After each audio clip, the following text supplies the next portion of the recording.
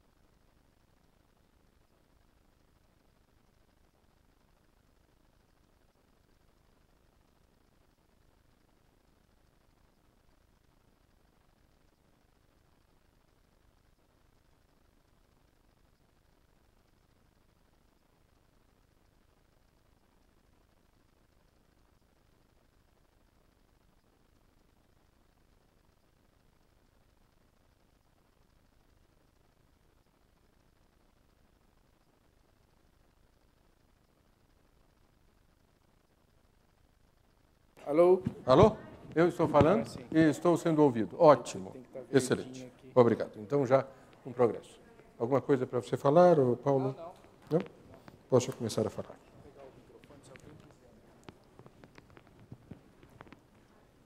Se alguém quiser se manifestar. Tá certo. Tá bem.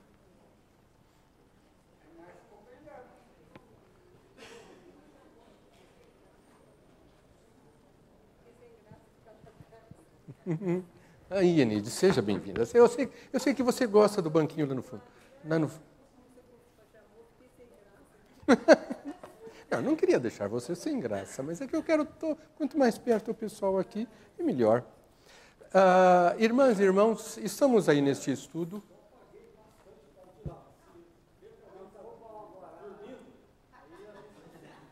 Obrigado. Eu conto com a sua ajuda, Cícero.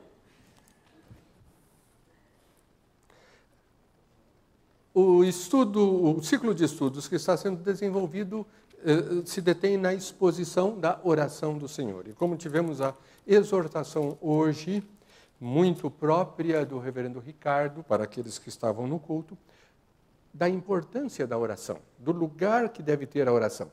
E por isso, a nossa oração deve ser uma oração significativa, no sentido de que devemos saber o que estamos orando. Não sejam como os gentios, diz o Senhor Jesus, que papagueiam as suas orações, que as repetem, digamos assim, sem saberem o que estão dizendo. Não é? Então, estes estudos visam aprofundar o sentido das palavras que proferimos nesta oração que o Senhor Jesus ensinou, tão curta, tão concisa, que nós chamamos de oração do Senhor, mas na verdade é oração do discípulo, porque quem ora não é Jesus, mas é o discípulo. Esta oração do discípulo tão compacta e ao mesmo tempo tão instrutiva. E é, portanto, neste espírito que nós estamos aqui hoje dando continuidade a toda esta sequência de estudos. Vamos orar? Senhor, que o Teu Espírito nos conduza nesta reflexão e que saibamos pensar e aprofundar a nossa compreensão das orações que nós próprios proferimos para o nosso próprio crescimento espiritual e a nossa maior comunhão contigo. Oramos em nome de Jesus. Amém. Vamos abrir as nossas Bíblias no Evangelho de Mateus. E aqui no Sermão da Montanha nós vamos ler do capítulo 6, alternadamente dos versículos 25 a 33. Que é um texto que tem uma referência àquilo que é o tema de nossa oração, de nosso estudo, venha o teu reino.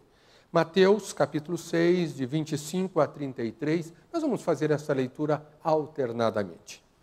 Por isso vos digo, não andeis ansiosos pela vossa vida, quanto ao que haveis de comer ou beber, nem pelo vosso corpo, quanto ao que haveis de vestir. Não é a vida mais do que o alimento e o corpo mais do que as vestes?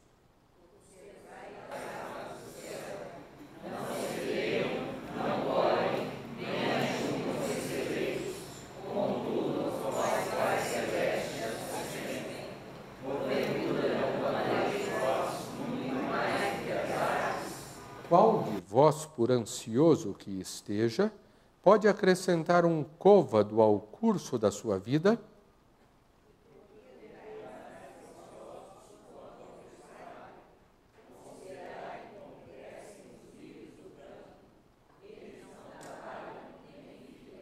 Eu, contudo, vos afirmo que nem Salomão, em toda a sua glória, se vestiu como qualquer deles.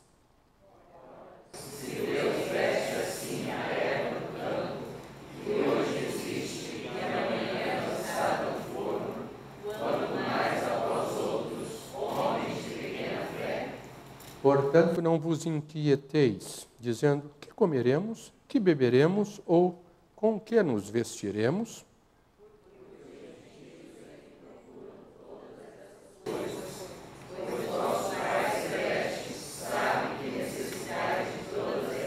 Juntos, buscai, pois, em primeiro lugar, o seu reino e a sua justiça, e todas essas coisas vos serão acrescentadas. Bom, uma pergunta que é simples, né? Mas o que é que está errado? Quando você olha ao seu redor, você às vezes se pergunta, né?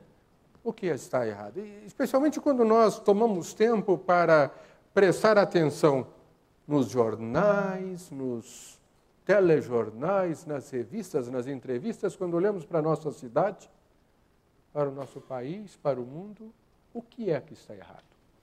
Quando eu era criança, eu havia na biblioteca do meu pai um pequeno folheto com um desenho lá do mundo, era um desenho do mundo como se fosse um homem e todo abatido e tinha a legenda, o mundo está doente.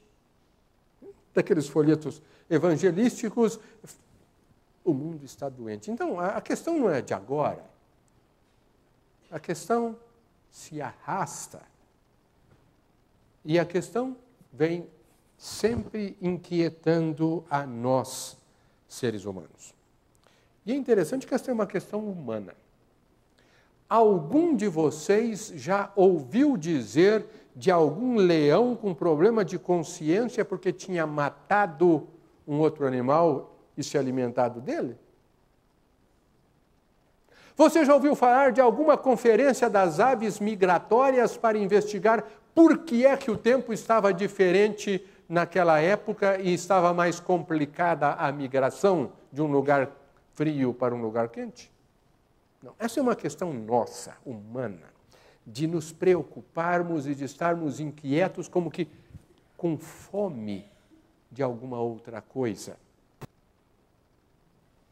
Torcedores de times de futebol estão sempre dizendo aí, mas aquela escalação do técnico não estava boa. Ele devia ter escalado o fulano e não o ciclano. E aquela jogada. E quando a gente está assistindo o jogo de futebol, aqueles comentaristas inventam dizer, mas o fulano ele devia ter passado a bola para aquele, por que ele chutou direto para gol? O outro estava em posição melhor, como se o jogador que estivesse lá em campo tivesse toda aquela visão completa, maravilhosa. Está errado.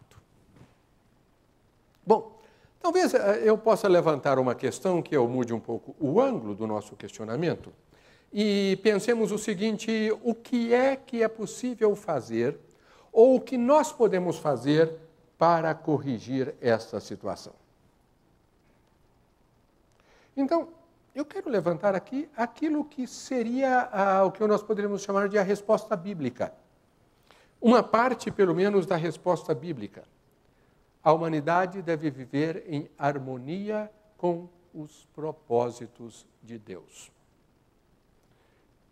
A humanidade deve viver em harmonia com os propósitos de Deus. Agora, se nós estamos dizendo que as coisas estão erradas, então, esta é uma resposta que surge porque a Escritura também tem um diagnóstico. Por que as coisas estão desse jeito? É evidente que quando você vai ao médico, antes dele prescrever um tratamento ou um medicamento, ele tem que chegar a um diagnóstico. Quando os médicos não chegam a um diagnóstico, ficam nos jogando de um profissional para outro. Do cardiologista você vai para o reumatologista para o neurologista, vai para o ortopedista, vai para uma porção de médicos, porque aquele profissional não chegou a um acordo sobre o que você tem. Então, não adianta receitar um medicamento, talvez só algum medicamento para aliviar algum sintoma, mas não sabe ele o que é que vai efetivamente combater a sua queixa, aquilo que prejudica você. Então, nós precisamos de lembrar de que há um diagnóstico na Escritura, e o diagnóstico nos leva à ocasião da queda. Na queda houve uma série de relacionamentos que foram rompidos. Em primeiro lugar e acima de tudo, o homem quebrou o seu relacionamento com Deus. Adão, onde estás? Senhor, eu sabia que eu estava nu e eu me escondi do Senhor. Com o relacionamento com Deus. Mas o homem se torna inimigo do seu próprio semelhante. Agora, Adão não defende Eva.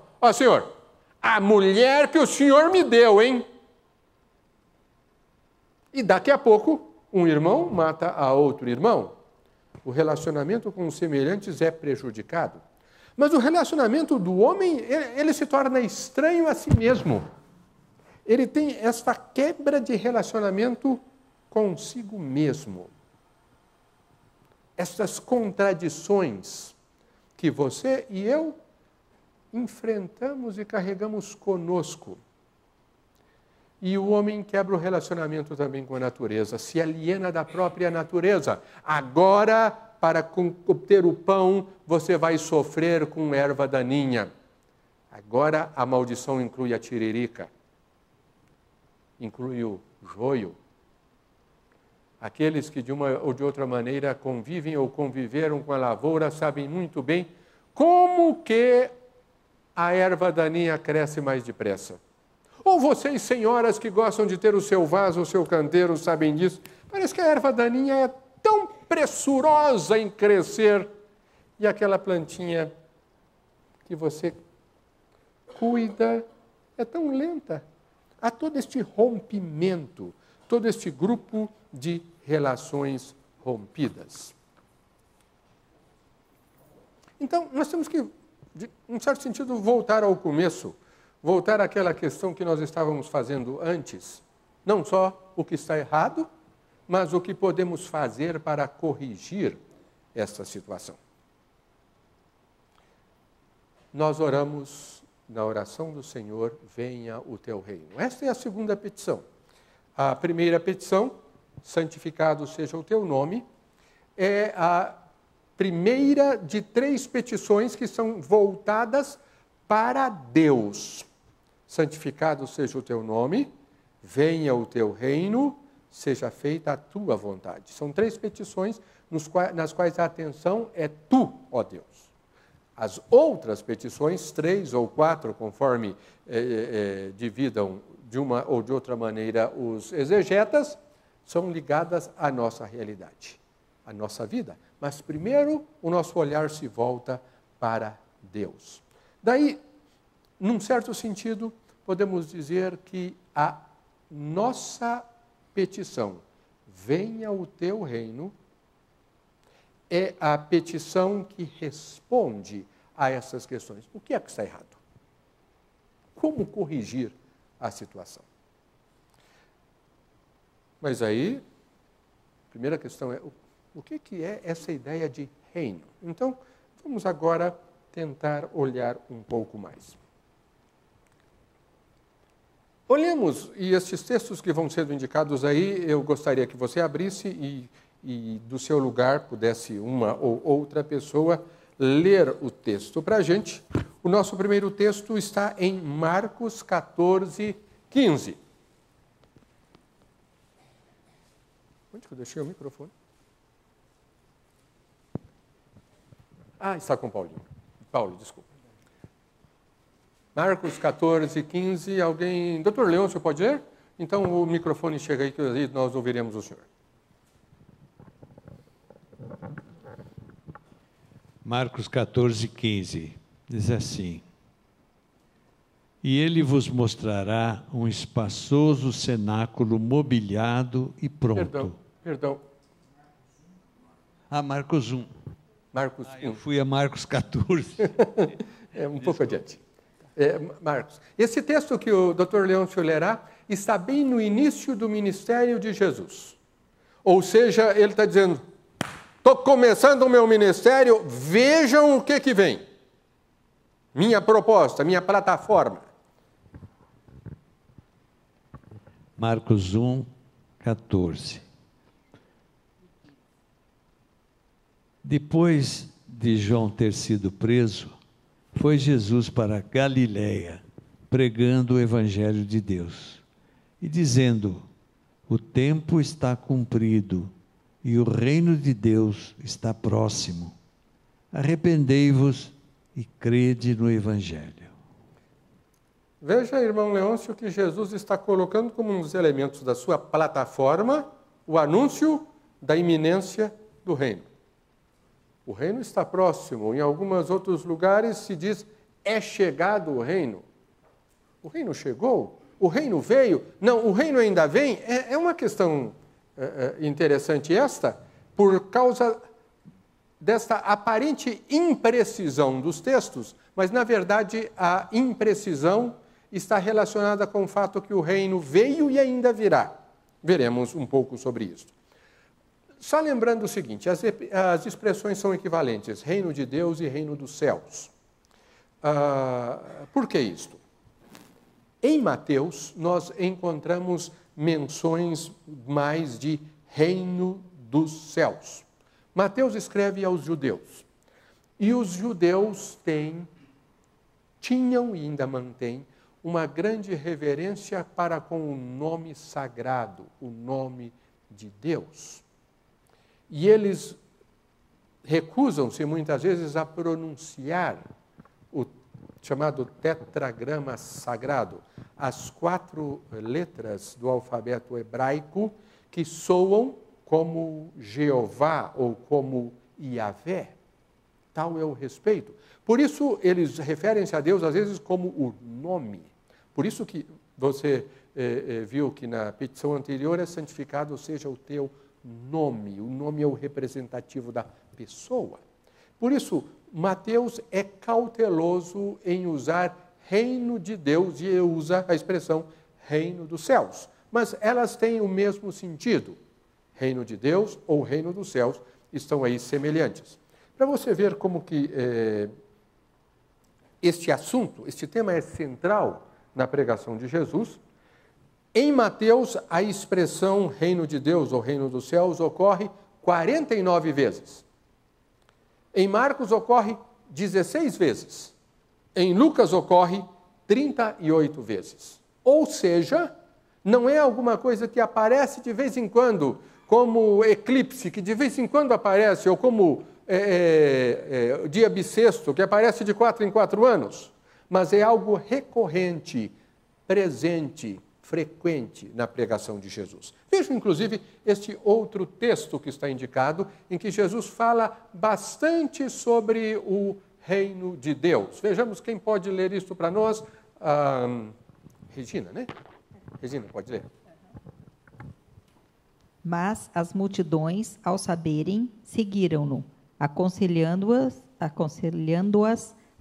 falava-lhes a respeito do reino de Deus e socorria os que tinham necessidade de cura. Veja que a questão do reino não é uma questão assim esotérica. Jesus viu os discípulos cansados e falou, vamos fazer um retiro, mas as multidões viram e correram, atrapalharam todo o planejamento que aparentemente Jesus tivera para os seus discípulos e agora ele fala para as multidões, então Jesus tem 2 atuações. Ele faz o quê? Aconselha sobre o reino dos céus. E tem uma outra ação? Socorre, cura. Ou seja, a pregação do reino, a pregação sobre o reino, qualquer que ela seja, não é uma pregação escapista. Porque este mesmo Jesus que anuncia o reino, ele prega do reino e ele socorre a pessoa, e neste caso ele cura. Então, quando nós oramos, venha o teu reino, você não está fazendo uma oração escapista. Eu quero sumir desse mundo e já ir para o céu. Não é nada disso. Tem hora que a gente está aí, eu quero fugir dos problemas, eu às vezes passo por uma vergonha e eu quero achar um buraco para me esconder. Não é uma coisa assim de sumir. Então, Donaldo, o que é reino? Vamos tentar avançar um pouco mais. Quando nós pensamos hoje e quando usamos as expressões, nós estamos pensando numa região geográfica especialmente. Quando você fala do reino da Dinamarca, que ainda existe, existem ainda alguns reinos lá pela Europa, reino da Suécia, reino da Holanda, reino da Bélgica, você está pensando em áreas delimitadas geograficamente. Você vai a um mapa, você joga no Google Maps e descobre quais são as fronteiras da Bélgica, que confronta-se com um país aqui, outro ali, o Mar do Norte, aquela coisa toda. Um paíszinho daquele tamanho ainda dividido, separado, brigas entre gente de um lado e do outro, mas está lá, um país. Para nós melhor entendermos a ideia de reino, nós precisamos pensar em termos de reinado, de domínio. Então, a ênfase de Jesus é que o reino ou reinado é aquela situação ou aquela sociedade na qual prevalece a obediência às leis de Deus. Jesus pode dizer que com ele o reino estava chegando porque ele foi obediente em tudo à vontade de Deus. Então ele é a corporificação do reino. Então, se você quiser olhar para o que significa o reinado de Deus, faça o quê? Olhe para Jesus. Algumas coisas interessantes, não olhe para um território. E mesmo quando nós falamos que é o domínio de Deus, quando prevalece a obediência às leis de Deus, nós não vamos pensar numa coisa impessoal, numa sequência de leis que você tem que cumprir. Como se aí tivesse um anjo de Deus com uma prancheta, um checklist, é isso, né? Aquela listinha para você checar as coisas, e olha para você e olha e fala assim, bom, vou dar uma checada aqui. Vamos ver Paulinho aqui, vamos ver, checar, cumpriu a lei. Vamos ver a Lígia aqui, cumpriu a lei. Pronto, está dentro do reino. Não, nós temos uma relação com uma pessoa. Olhe para Jesus. Jesus fazia os olhares convergirem sobre ele. Você pode estar se lembrando que ele conta lá em Lucas aquelas parábolas das coisas perdidas. E quer saber como Deus é? Olhe para mim. E olhe para as histórias que eu estou contando. Deus é como um pai que fica esperando o filho desregrado voltar e o acolhe. E Jesus exemplifica isso, não é? Ele comeu na casa de fariseu. Gente que se orgulhava de cumprir a lei. E olhava com, esses publicanos, que gentinha. Ele comeu junto com os publicanos. Ele se misturou com pecadores, mas sempre mantendo pura a sua atuação, sendo sempre o emissário, o anunciador do reino. Então, ampliando ainda mais um pouco isto, veja que a obediência de Jesus à vontade de Deus faz com que esta segunda e a terceira petição sejam muito ligadas, mas eu procurei enunciar aqui desta maneira. O ser humano deve viver em harmonia com os propósitos de Deus. Já até falamos disso. Como membro do reino, ele ou ela, o ser humano, o homem ou mulher, se submete às leis que foram formuladas pelo soberano. O ser humano assim alcançará suas verdadeiras realizações e a sociedade se desenvolverá em paz e sadio progresso. Então, vejam este aspecto, quase que esta contradição. Na medida que eu sou submisso, eu sou mais livre. Houve um poeta que escreveu uma poesia, tem até música isso. Cativa-me, Senhor, para livre eu ser então. Rendido faz-me vencedor por esta rendição. E esta é a verdade. Quanto mais nós estamos cativos a Deus, mais livre nós somos. Por quê? Porque nós estamos aí desenvolvendo as possibilidades que nos pertencem por obra da criação de Deus. Então, servir a Deus, pedir que o seu reino venha, não é uma questão assim espiritualizada, mas é pedir que toda a dimensão da obediência a Deus se concretize na nossa vida. Por isso é que eu diria que esta oração, quando você faz, compromete e muito. Você se compromete. Não sei se na agência do Nelson tinha essa expressão, mas na minha agência do Banco do Brasil, de vez em quando, tinha uma correspondência meio complicada para ser mandada para a direção geral, e aí o chefe falava, eu estou assinando isso aqui, eu estou pondo meu pé no laço. A ideia de que estava pondo o pé, às vezes, numa armadilha, que depois podia ser puxado, ele estava se comprometendo.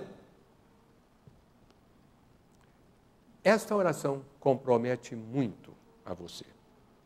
Bom, por quê? Vamos pensar, então vamos aí tentar trabalhar aplicando isso aí. E a primeira coisa que eu quero destacar é que o reino começa com você. O reino começa comigo. O reino envolve um convite. Um convite é uma festa. Querem ver? O Senhor Jesus contou uma porção de parábolas que estão relacionadas com o reino. O reino de Deus é semelhante a, e assim... Enide, pode ler, por favor? Então, esta parábola, esse aqui é só o início da parábola, e de muitas das parábolas que podem ser citadas. De novo, entrou Jesus a falar por parábolas, dizendo-lhes, o reino dos céus é semelhante a um rei que celebrou as bodas do seu filho. Tá. Se você lembra como é a parábola, aí depois o rei convida as pessoas e tem quem vem, quem não vem. Mas o reino de Deus é semelhante a um banquete. Ou seja, a ideia é que é um convite para você, venha pertencer ao reino. Vejam vocês o seguinte, aqui a gente não está discutindo aquelas outras questões ligadas à questão de eleição, de predestinação, de que é Deus que trabalha primeiro no coração humano. A oferta é feita a todos. E a entrada no reino é uma entrada individual. Há este convite para que você entre no reino. O reino não é uma atividade solitária. Pertencer ao reino, estar sob o reinado de Deus, não é uma coisa solitária, mas é, antes de tudo, uma decisão individual. Mas é uma decisão também que envolve arrependimento. Mateus 4,17, parte da pregação que o Senhor Jesus estava fazendo, e está destacando este aspecto, a questão do arrependimento. Irmã, é possível ler? 4:17. Daí por diante, passou Jesus a pregar e a dizer: arrependei-vos, porque está próximo o reino dos céus. Arrependei-vos, porque está próximo o reino. Lembra-se você que eu falei lá atrás que há este rompimento na queda, em que o homem rompe com Deus, consigo mesmo, com o seu próximo, com a natureza? Então, o arrependimento é exatamente esta atitude em que eu deixo não de conviver, mas de concordar com todo este rompimento, eu volto-me para Deus, para o acerto deste relacionamento. Arrependimento é mudança de mente, conversão é dar meia volta, é mudar de rumo. A entrada no reino requer arrependimento. Mas em outras parábolas que o Senhor Jesus nos conta, ele mostra algumas peculiaridades deste reinado que vai acontecer. E essas peculiaridades estão relacionadas com o fato que o reinado, tem um começo que eu diria quase que imperceptível. Pode ler, Lícia, por favor. Outra parábola lhes propôs, dizendo: o reino dos céus é semelhante a um grão de mostarda, que um homem tomou e plantou no seu campo, o qual é, na verdade, a menor de todas as sementes, e crescida é maior do que as hortaliças, e se faz árvore, de modo que as aves do céu vêm aninhar-se nos seus ramos. A parábola seguinte também. Lê também o versículo seguinte, Lídia. Cadê?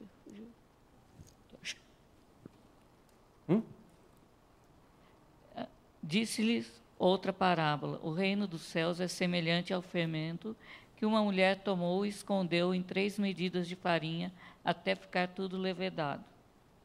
Cada comparação que o Senhor Jesus cria, né? Ele tinha uma imaginação danada. Ele cria comparações assim, do cotidiano. Ele não faz como uma queixa que fizeram muitos anos atrás para com um recém-formado do seminário, que foi ser pastor num lugarzinho rural, nesse sertão do Brasil, onde nem ali perto tinha estrada de ferro, e começava a fazer ilustrações falando de locomotiva, trem de ferro. O pessoalzinho lá falava: seu pastor, o que é isso? Não, Jesus trata do cotidiano. Uma sementinha pequenininha.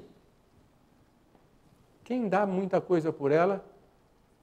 Isso que eu atrapalho a gravação de vocês, que eu ando para cá e para lá, né? Tem jeito. Não me segurem. Uma sementinha pequenininha, mas a planta começa a crescer, crescer, crescer, crescer. Ou um punhado de fermento na massa. Senhoras boleiras misturam fermento. Cadê o fermento? Não vê. E daí a pouco cresce. Especialmente quando é bolo, o bolo já vai crescer dentro do forno. Mas quando é pão, deixa a massa crescendo fora, não é isso? Pelo menos nisso eu estou sabendo alguma coisa. Então, vai crescendo. E a gente nota, às vezes quase que nota a massa crescer. Vai crescendo. Sabe, o crescimento do reino, o reino tem um início modesto. E por que eu digo isso? Pense em você quando você aceitou a Jesus. As verdades do reino, o domínio de Deus no seu coração e na sua vida é alguma coisa que vai crescendo, vai se expandindo. Esta é a ideia que está por trás também da afirmação que fazemos que a santificação é progressiva, é gradativa. Este é o desafio que nós recebemos na nossa vida cristã de nos cristianizarmos, de nos cristificarmos cada vez mais. Diz Paulo, sede meus imitadores, como eu sou de Cristo. Não que eu tenha já chegado à perfeição, mas prossigo para o alvo. Por isso que a questão do reino é, venha o teu reino, o reino já chegou e o reino vai chegar. É essa contradição do aqui e do agora e do futuro que vem. Então, você mesmo, quando olha para você, tem hora que você percebe que dentro de você tem um crente ou um incrédulo. Não incrédulo no sentido do ímpio, mas ainda há dúvidas, ou há questionamentos, ou ainda há inseguranças. Nós ainda convivemos com a nossa imperfeição. Então, este começo é modesto. E sabe quais são estes aos quais a oferta do reino é feita? Vamos às bem-aventuranças? Qual é a primeira bem-aventurança? Vamos ver aqui? De cor? Bem-aventurados os humildes de espírito, diz a tradução mais recente, porque deles é o reino dos céus. Olha aí a referência ao reino. Mas o texto diz bem-aventurados os pobres. A palavra grega é pobre. Traduz humilde porque a expressão pobre de espírito vulgarmente teve a deturpação de vir a significar o quê? Um burro, um parvo, um ignorante. Cara, ignorante, pobre de espírito. Não, a ideia de pobre de espírito, a ideia bíblica de pobre de espírito é outra. Você canta, sou pobre sem Jesus, não canta? Ou careço de Jesus, carecer, tenho falta de. Então, esta bem-aventurança não está voltada para aqueles que monetariamente são destituídos. A teologia da libertação vem com este reducionismo. Ah, não, está falando é dos pobres, esses sem dinheiro. Então vamos enfatizar os movimentos sociais, a defesa daqueles que têm pouco e vamos mudar a sociedade dessa maneira. Eu acho que nós temos que dar atenção ao pobre, monetariamente, ao destituído que não consegue, às vezes, sustentar-se adequadamente, mas não é a pobreza em si que é a garantia de estar no reino dos céus. E não é ela que, por si, vai fazer transformações. Em nossa vida, você na sua vida, deve ter conhecido muito crente pobre, que mal tinha o que comer, que dependia muitas vezes da cesta de alimentos da igreja e que era um exemplo de fidelidade a Deus. Não porque era pobre, mas porque havia respondido ao reino. Você já conheceu também, conhece muitas pessoas que têm posses abundantes, mas são submissas a Deus e a riqueza não lhes bloqueou a caminhada rumo ao reino. Porque a riqueza também, você sabe, há outras referências que diz que as riquezas também podem distrair tanto o homem ou a mulher, que ele esquece-se do reino e pensa que as riquezas vão ser suficientes para manter em ordem toda a sua vida. Como aquela parábola que o Senhor Jesus Cristo conta do homem que enche os seus celeiros. Agora minha alma dorme, louco. Esta noite te pedirão a tua alma e o que tens? O que vai ser? O pobre de espírito é aquele que se reconhece destituído espiritualmente, carente espiritualmente. O soberbo é aquele que se acha cheio, né? Importante. Ele sobe um degrauzinho a mais e olha para você. Nós gostamos de ter o nosso pequeno império. Nós queremos ser os nossos imperadores do que está ao nosso redor. O pobre de espírito é aquele que é recebido no reino, porque ele diz: venha o teu reino.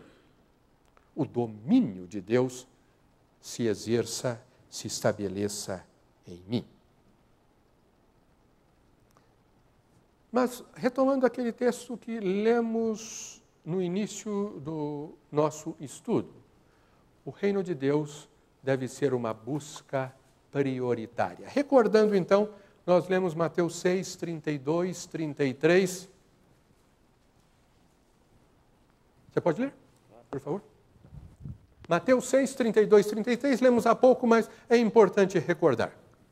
Porque os gentios é que procuram todas essas coisas, pois vosso Pai Celeste sabe que necessitais de todas elas.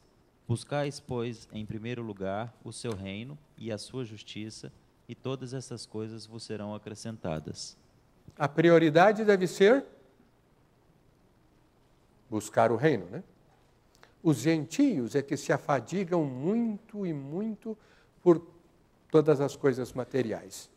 Não é que você deve descuidar, largar para lá, mas é colocar as coisas na devida perspectiva, na devida ordem. Se por algum motivo o dinheiro está curto para você, naquele mês, parece que a hora que o dinheiro acabar ainda vão sobrar uma porção de dias lá na frente, você tem que fazer o quê? Você tem que fazer uma espécie de avaliação de prioridade. Vou comprar estas coisas e não vou comprar aquelas, ou vou comprar menos disto, dá para comprar menos disto, e o arroz tem que comprar. Né? Agora, o iogurte, só uma bandeja, né? Não as 5 bandejas que você comprava por mês. Sei lá. Só estou fazendo uma comparação assim, bem simples, pensando que nós estamos sempre priorizando, estabelecendo uma hierarquia das coisas que nós vamos buscar e aquilo que nós vamos considerar em primeiro lugar. Buscai, pois, o reino de Deus. Busque o domínio de Deus. Busque saber o que Deus está pedindo ou organizando para você. E uma última observação que eu quero fazer em termos daquilo que eu disse agora há pouco, que é uma oração que muito nos compromete, é que é uma oração que se cumpre, ou uma entrada no reino que se cumpre, mas não é individualística, é individual. Não é um magote de gente que entra para o reino assim, vai, pronto, entra um a um, mas nós entramos para fazermos parte do corpo de Cristo. Você é responsável. Por exemplo, no inário que temos aqui para cantar, você canta haja paz na terra. Como? A começar em mim. Aquele que quiser reformar o mundo, disse um pensador no passado, deve começar por si mesmo. Monteiro Lobato tem uma história muitíssimo interessante sobre o reformador do mundo. Não sei se alguém aqui conhece, se alguém aqui ainda teve o benefício de ler Monteiro Lobato, e lembra dessa história, o reformador do mundo. Américo Pisca-Pisca quer reformar o mundo, acha que o mundo está todo errado, e ele se deita debaixo de uma árvore e começa a pensar, mas olha só, essa árvorezinha aqui, tão pequenininha, um jabuticaba, olha o tamanhozinho da jabuticaba, uma árvore grande dessa. E as melancias aí pelo chão. Américo Pisca-Pisca deita e dorme. E ele acorda assustado porque uma jabuticaba caiu na cabeça dele. É melhor não reformar o mundo do jeito que eu queria. Porque se aqui nessa árvore tivesse uma melancia, tadinho de mim, a gente está sempre querendo reformar. Mas aquele que quiser reformar o mundo, comece por si mesmo. Haja paz na terra, a começar em mim. Só que você está sendo envolvido num processo, numa sociedade maior. Vejam, aqui Mateus 13, versículo 11, o Senhor Jesus está falando de uma figura, está trabalhando uma figura e está, então, lembrando uma coisa importante. Por favor, Paulinho. Ao que respondeu: porque a vós outros é dado conhecer os mistérios do reino dos céus, mas àqueles não lhe é isto concedido. Paulinho, acho que dessa vez eu errei o endereço. Vamos ver.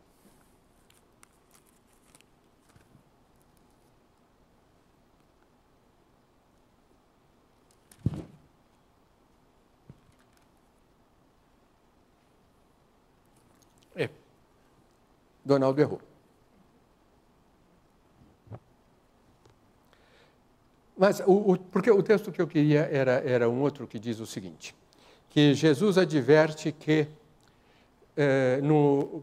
usando de uma figura de um banquete, ele diz, mas virão muitos do norte, do sul, do oriente, do ocidente, e se assentarão à mesa do reino. O que o Senhor Jesus está dizendo é que há um ajuntamento de pessoas que vêm de toda parte para fazerem parte deste reino do corpo de Cristo. Agora o outro texto, 1 Coríntios 12, 27. Então agora o Paulo lê corretamente, por favor. Ora, vós sois do corpo de Cristo e individualmente membros desse corpo. Vejam como que o apóstolo aqui faz esta distinção. Você é individualmente membro do corpo, mas você é ao mesmo tempo membro do corpo como um todo. Então, lembremos que quando você ora, venha o teu reino, você está também pedindo que esta sociedade de obediência a Deus se amplie e que você esteja nela, lado a lado com outros que fazem parte do mesmo povo, que estão envolvidos na mesma jornada. Não é um negócio solitário, isolado. Mas eu quero destacar também, nesses instantes finais de nossa aula, nós temos Paulo até 11h15. Então, que esta é uma oração missionária. Por que uma oração missionária? Porque quando você ora, você está orando e pensando e pedindo pelo sucesso da pregação do Evangelho. No fim do ano passado, eu virei-me para um aluno e perguntei para ele, Sidney, e você, para onde vai? O Sidney já não é criança, formado em Direito, advogou pelo menos por 5 anos como advogado, sentiu o chamado, veio, fez os 4 anos do seminário, apresentou-se à Junta de Missões Nacionais e está lá no Hemisfério Norte, mas só no Brasil. Está lá por Roraima, acho que é isso, né? Está lá por Roraima. Foi para lá servir a Deus lá. E eu olho com admiração, olho com orgulho até, com santo orgulho, pensando que a nós aqui no seminário, aos professores nos é dado esse privilégio de preparar esse pessoal que vai para o campo. Nós estamos aqui no conforto, na segurança, e eles vão para o campo, e por estes nós oramos. Pelo sucesso da pregação do Evangelho, pela conversão de homens e mulheres que aceitem a Cristo como Salvador e que se submetam às leis do reino. Mas pregar o Evangelho não é só para profissionais. Pregar o Evangelho é tarefa para cada um de nós. Então, isso aqui é o nosso envolvimento. Você ora pelo seu envolvimento na expansão do reino, pelo seu testemunho, pela boa palavra que você pode falar a respeito de Jesus ao seu colega de trabalho, à sua colega de escola. E eu achei muito interessante, de um certo sentido pitoresca esta figura, mas evangelizar nada mais é do que um mendigo contando a outro mendigo onde achou o pão. Né? Os mendigos às vezes vão falar, tem uma igreja ali, eu tenho uma sociedade ali que estão distribuindo, toda noite estão distribuindo um prato de sopa. Eu vou lá.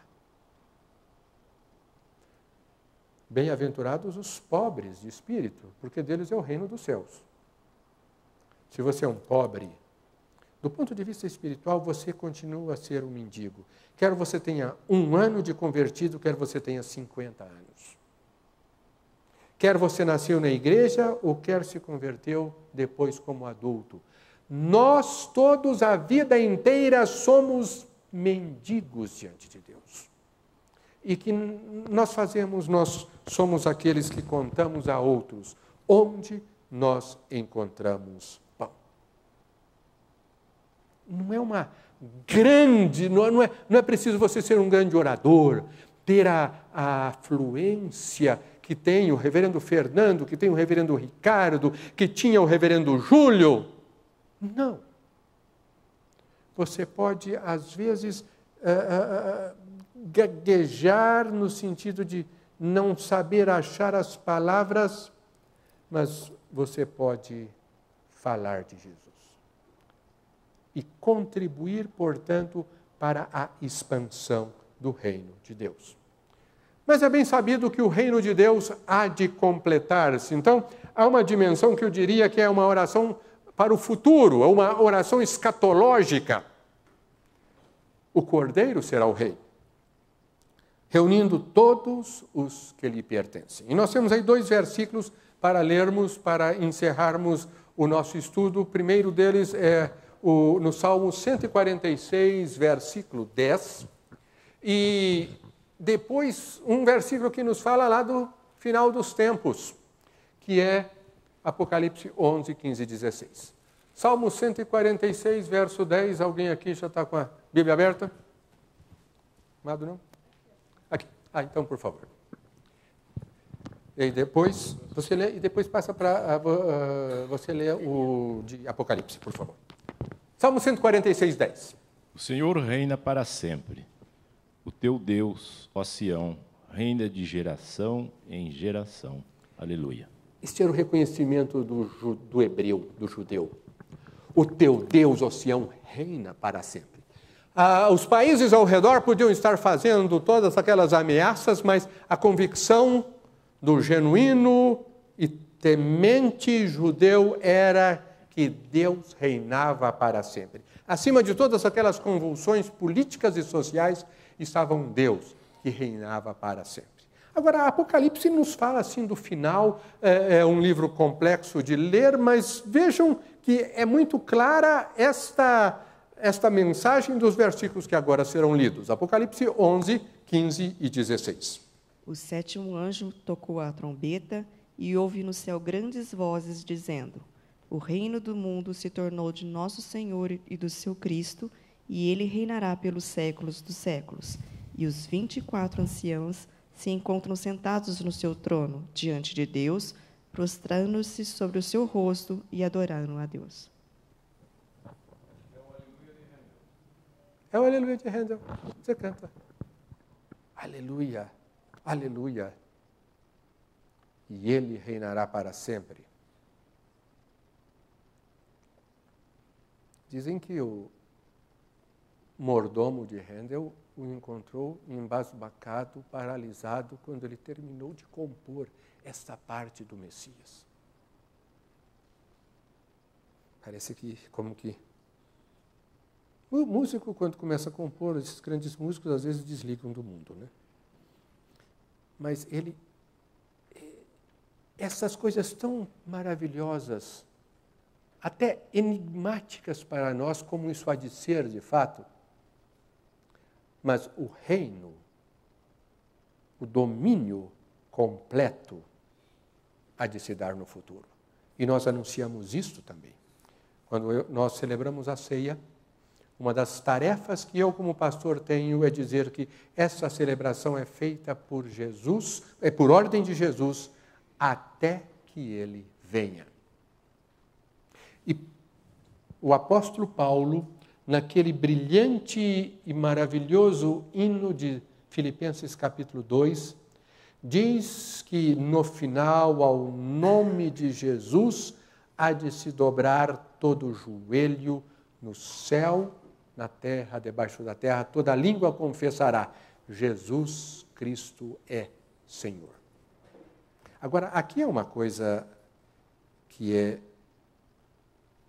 gloriosa para nós e lamentável por outro lado. Porque o texto bíblico diz que todos, sem exceção, confessarão que Jesus Cristo é Senhor. Até o que não aceitou a Jesus. E este será obrigado a reconhecerá a contragosto, reconhecerá com uma lamentação eterna que não o reconheceu como Senhor e Salvador.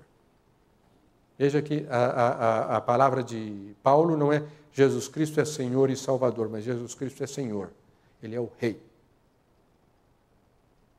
Assim como você pode não concordar com uma pessoa que está no mando de uma certa organização, mas é ela que está. Aqui também nós teremos esta situação contraditória. Mas para nós, que já oramos desde agora, Senhor, venha o teu reino, será a concretização de coisas muito maravilhosas. Que o Senhor Deus nos ajude, para que quando orarmos, venha o teu reino, estejamos seguros e conscientes daquilo que estivermos dizendo. Vamos orar a Deus? O microfone está por aí. Você pode orar? Rito, pode orar? Por favor. Fiquemos de pé e oremos a Deus. Senhor Deus e Pai, muito obrigado por mais um dia de vida. Agradecemos por essa aula que o Senhor nos trouxe através do Reverendo Donald, que esteja abençoando a nossa vida no decorrer desse dia. É isso que te pedimos e agradecemos em nome de Jesus. Amém. Amém. Irmãos, que a graça de Deus esteja sobre todos, que tenham um bom almoço, uma boa convivência com a família. Até a noite. A gente não interrompe para não mudar o rumo, né? Pensando aí sobre